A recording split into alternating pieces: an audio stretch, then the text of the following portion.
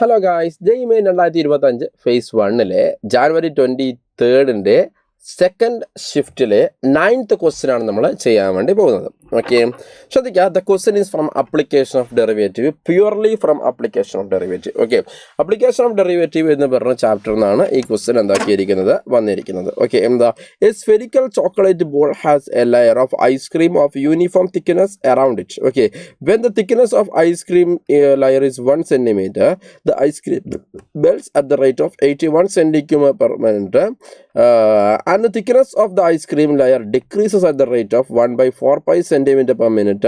Then surface area of the chocolate ball without of the ice cream layer is. Okay, മക്കളെ, ഈ question നമ്മുടെ DPPയിലെ ഒരു ക്വസ്റ്റ്യനുമായിട്ട് എന്തുണ്ട്? Similarity ഉണ്ട് കേട്ടോ. അപ്ലിക്കേഷൻ ഓഫ് ഡെറിവേറ്റീവ് എന്ന ചാപ്റ്ററിൽ DPPയിലെ ഒരു ക്വസ്റ്റ്യനുമായിട്ട് നമുക്ക് എന്തുണ്ട്? ഇതിൽ സിമിലാരിറ്റി ഉണ്ടെന്ന് ആദ്യം മനസ്സിലാക്കാം. അപ്പോൾ നമുക്ക് തന്ന സാധനത്തിന് ഞാൻ എന്ത് ചെയ്യണം? ഒരു ഫിഗറിലായിട്ട് വരയ്ക്കുകയാണ്. ഓക്കെ, അപ്പോൾ ഒരു സ്ഫെരിക്കൽ എന്തുണ്ട്? ചോക്ലേറ്റ് ഉണ്ട്. ഓക്കെ അല്ല, ഇതാണ് നമ്മുടെ സ്ഫെരിക്കൽ ചോക്ലേറ്റ് എന്ന് വിചാരിക്കാം. ഓക്കെ, അപ്പോൾ ഈ ചോക്ലേറ്റിൻ്റെ പുറത്ത് എന്തുണ്ട്? ഐസ്ക്രീമും എന്താക്കിയിട്ടുണ്ട് മക്കളെ? വെച്ചിട്ടുണ്ട്, സെറ്റാക്കിയിട്ട് കേട്ടോ. ഓക്കെ, ഈ ചോക്ലേറ്റിൻ്റെ പുറത്ത് ഐസ്ക്രീമും എന്താക്കിയിട്ടുണ്ട്? വെച്ചിട്ടുണ്ട്. ഓക്കെ, ഈ ചോക്ലേറ്റിന് പുറത്ത് ഐസ്ക്രീമൊക്കെ സെറ്റാക്കി വെച്ചിട്ടുണ്ട് കേട്ടോ. കുറച്ചൊരു തിക്നെസ്സിൽ ഐസ്ക്രീം ഉണ്ട്.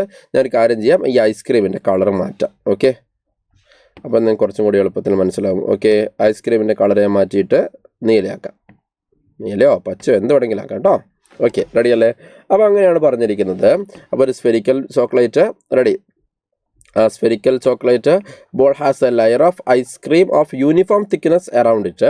When the thickness of ice cream is 1 centimeter, then ice cream melts at the rate of 81 centimeter cube per minute, and thickness of ice cream layer decreases at the rate of 1/4 pi centimeter per minute. The surface area of the chocolate ball without ice cream is. Okay, അതായത് ശ്രദ്ധിക്കേണ്ട കാര്യം എന്ന് പറഞ്ഞാൽ നമ്മൾ ഈ പറഞ്ഞ പോലെ തന്നെ സ്വാഭാവികമായിട്ടും നമുക്ക് പുറത്ത് ഐസ്ക്രീം ആകുമ്പോൾ ഈ ഐസ്ക്രീം മെൽറ്റായി വരും. റെഡിയല്ലേ?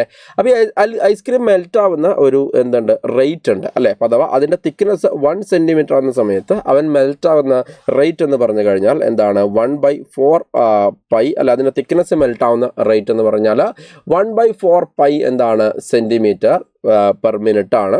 അതുപോലെ തന്നെ എൻ്റെ വോളിയം അല്ലെ മെൽറ്റ് ആവുന്ന റേറ്റ് എന്ന് പറഞ്ഞാൽ 81 സെൻറ്റി ക്യൂബ് പെർ മിനിറ്റ് ആണ്. റെഡിയല്ലേ?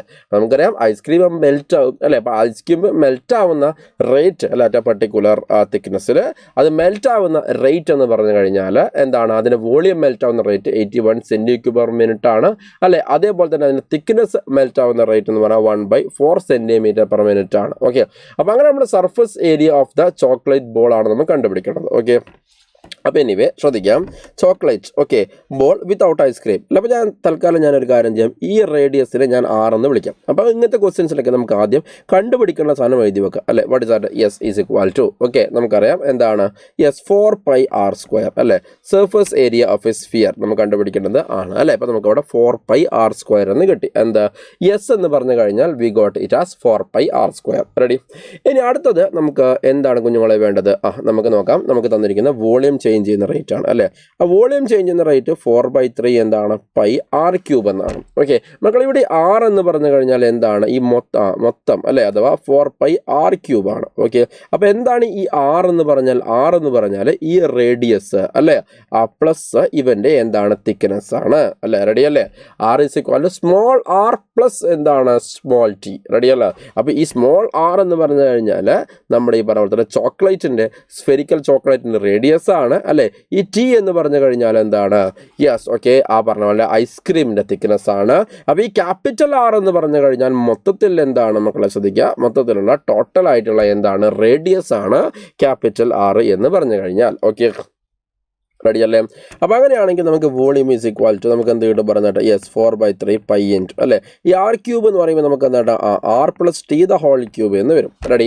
എന്ന് നമുക്ക് എന്ത് വേണമെന്ന് വെച്ച് കഴിഞ്ഞാൽ അല്ലെങ്കിൽ അത് T എന്ന് കൊടുക്കണ്ട, കാരണം അടുത്ത ടൈമിൻ്റെ T നമുക്ക് വരുന്നുണ്ട്. അപ്പോൾ രണ്ടും കൂടി എന്താവണ്ട? കൺഫ്യൂഷൻ ആവണ്ട. ഞാൻ തൽക്കാലം അത് Y എന്ന് കൊടുക്കാം. ഓക്കെ അല്ലേ? Y എന്ന് കൊടുക്കാം. അപ്പോൾ കുഴപ്പമില്ലല്ലോ. റെഡി? അപ്പോൾ അങ്ങനെയാണ് അടുത്ത എന്താണ്? dV/dt കണ്ടുപിടിക്കണം. ഓക്കെ, അപ്പോൾ dV/dt ഈസ് ഇക്വൽ ടു അല്ലേ? നമുക്ക് ക്വസ്റ്റ്യൻ തന്നിട്ടുണ്ട് dV/dt എന്ന് പറഞ്ഞാൽ 81 senti centimetre cube per minute ആണ് അല്ലേ. 81 സെൻറ്റിമീറ്റർ ക്യൂബ് പെർ മിനിറ്റ് ആണ് dv/dt എന്ന് പറഞ്ഞാൽ. റെഡി അല്ലേ? അപ്പോൾ എനിവേ dv/dt നമുക്ക് കണ്ടുപിടിക്കാം. ഓക്കെ, അതായത് d/dt ഓഫ് നോക്കണേ, d/dt of okay what is that? Yes, pi into R plus Y അല്ലേ, pi into R plus y the whole cube അല്ലേ. മക്കളിത് ഡിഫറൻഷ്യേറ്റ് ചെയ്താൽ 4/3 ഉണ്ട്. ഓക്കെ, ഡിഫറൻഷ്യേറ്റ് നമുക്ക് എന്നിട്ട് യെസ് 4/3 ഇൻറ്റു അല്ലേ പൈ ഇൻറ്റു എന്താ 3 ഇൻറ്റു ആർ പ്ലസ് വൈ അല്ലേ the whole square into d/dt of എന്താ ആർ പ്ലസ് വൈ. റെഡി അല്ലേ? ഓക്കെ, സോ നമുക്ക് ഇവിടെ എന്നിട്ട് ഈ 3 ഗെറ്റിംഗ് ക്യാൻസൽഡ്. ഓക്കെ, അപ്പോൾ അഥവാ 4 ഇൻറ്റു എന്താ R plus y the whole square.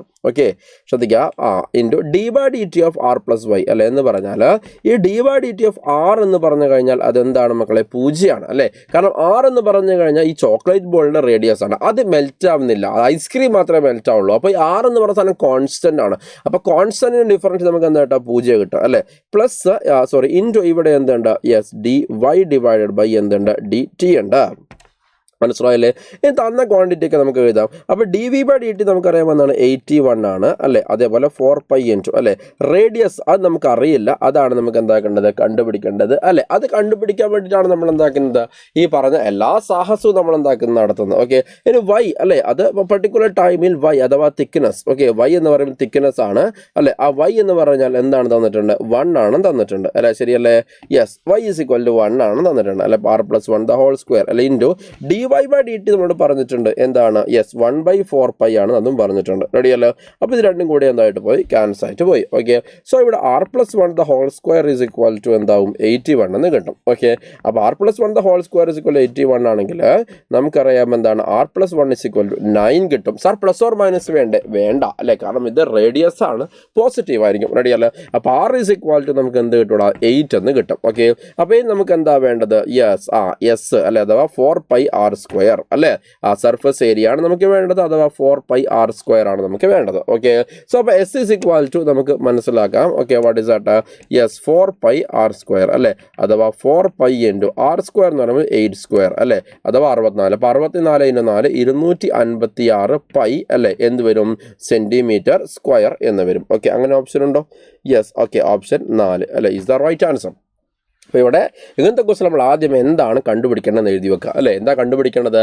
Yes, സ്ഫിയറിൻ്റെ radius ആണ്, സ്ഫിയറിൻ്റെ സർഫസ് ഏരിയ ആണ് നമ്മൾ കണ്ടുപിടിക്കേണ്ടത് അല്ലേ. അപ്പോൾ അത് കണ്ടുപിടിക്കുന്ന സമയത്ത് ഈ r എന്ന് പറഞ്ഞ സാധനം നമുക്ക് അറിയില്ല. അപ്പോൾ r കണ്ടുപിടിക്കാൻ വേണ്ടിയിട്ടാണ് മറ്റ് കാര്യങ്ങളൊക്കെ നമുക്ക് എന്താക്കിയത് തന്നിരിക്കുന്നത് അല്ലേ. Rate of change of volume, rate of change of thickness of the ice cream അല്ലേ, ഇതൊക്കെ r കണ്ടുപിടിക്കാൻ വേണ്ടി തന്നെ. അപ്പോൾ അതൊക്കെ ഉപയോഗിച്ച് നമ്മൾ എന്താക്കിയ മക്കളെ? r കണ്ടുപിടിച്ചു. ദെൻ നമുക്ക് കൂളായിട്ട് എന്ത് കണ്ടുപിടിക്കാൻ വേണ്ടിയിട്ട്? സർഫസ് ഏരിയ കണ്ടുപിടിക്കാൻ വേണ്ടിയിട്ട് പറ്റും. ഓക്കെ, അപ്പോൾ അതാണ് that's all about this question. Thank you.